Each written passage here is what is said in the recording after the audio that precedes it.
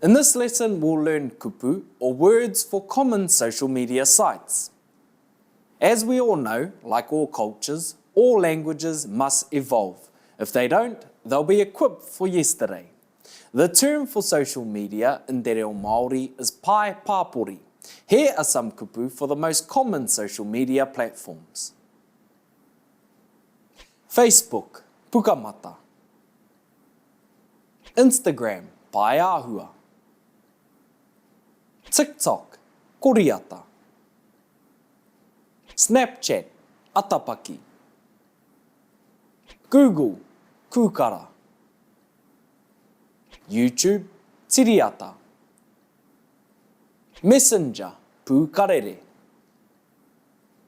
Pinterest, pinamina. Twitter, tihau. Zoom, huitopa.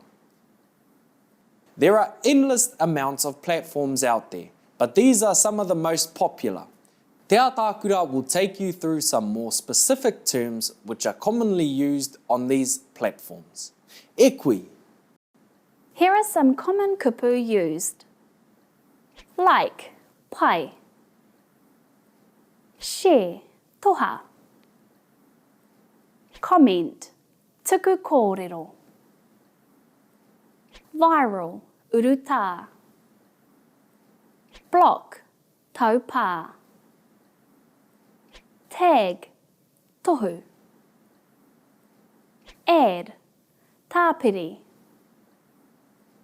Screenshot, kapomata. Thread, whenu.